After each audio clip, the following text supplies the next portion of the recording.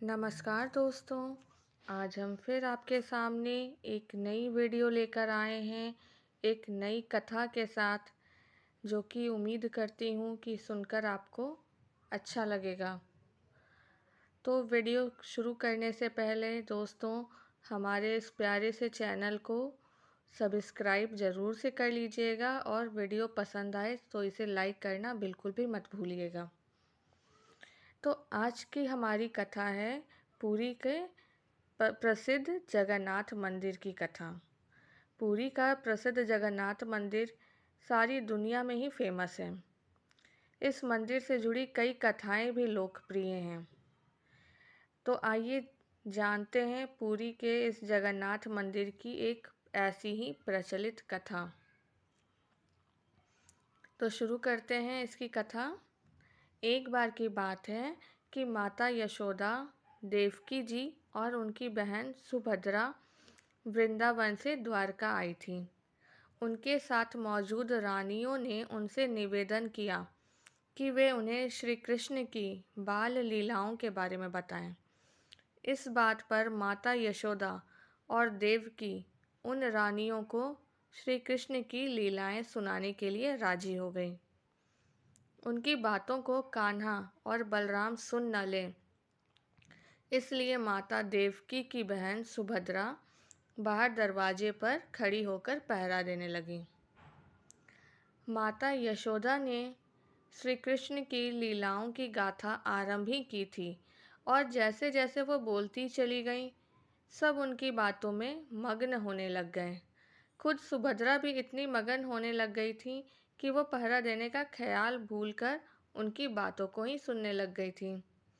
इसी बीच श्री कृष्ण और बलराम दोनों वहां आ गए। इस बात की किसी को भी भनक भी नहीं लगी।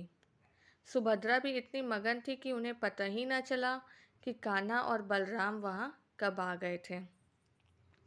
भगवान श्री कृष्ण और बलराम दोनों ही माता यशोदा के मुख से अपनी लीलाओं को सुनने लगे।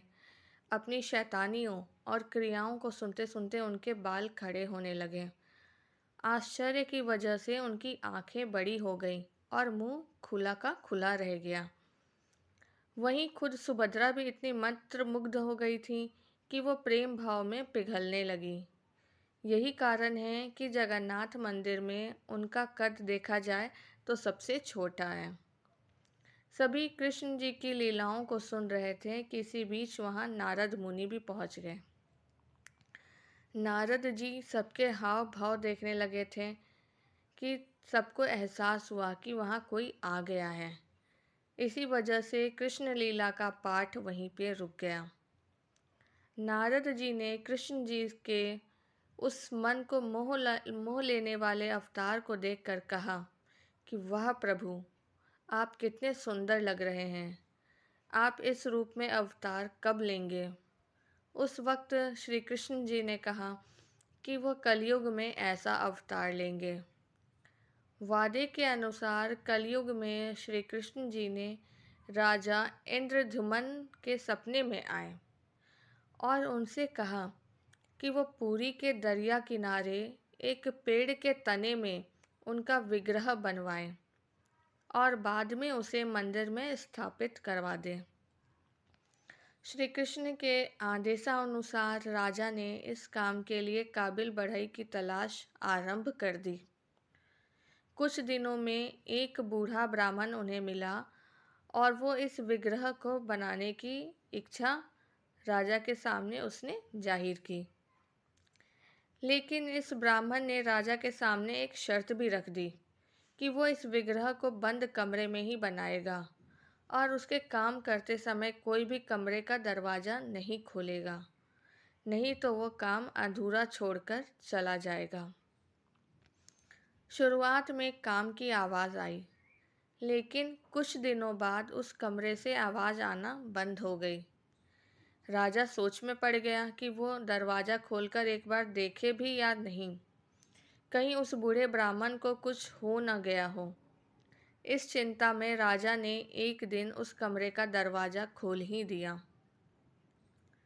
दरवाज़ा खुलते ही उसे सामने अधूरा विग्रह मिला और वह ब्राह्मण वहाँ से गायब था। तब उसे एहसास हुआ कि ब्राह्मण और कोई नहीं बल्कि खुद विश्वकर्मा जी ही थे। शर्त के खिलाफ जाकर दरवाज़ा खोलने से वो वहाँ से चले गए। उस वक्त नारद मुनि वहाँ पधारे और उन्होंने राजा से कहा कि जिस प्रकार भगवान ने सपने में आकर इस विग्रह को बनाने की बात कही, ठीक उसी प्रकार इसे अधूरा रखने के लिए भी द्वार खुलवा दिया। राजा ने उन अधूरी मूर्तियों को ही मंदिर में स्थापित करवा दिया। यही कारण है कि जगन्नाथपुरी के मंदिर में कोई पत्थर या फिर अन्य धातु की मूर्ति नहीं, बल्कि पेड़ के तने को इस्तेमाल करके मूर्ति की पूजा बनाई गई मूर्ति की पूजा की जाती है।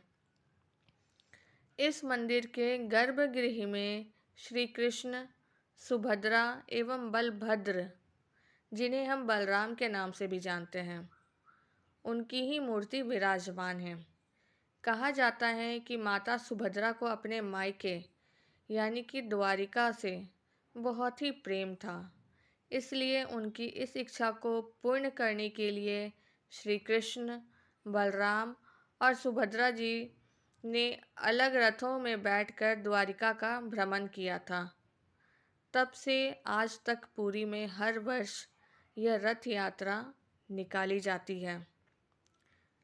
तो दोस्तों, यह कथा यहीं पे समाप्त होती है।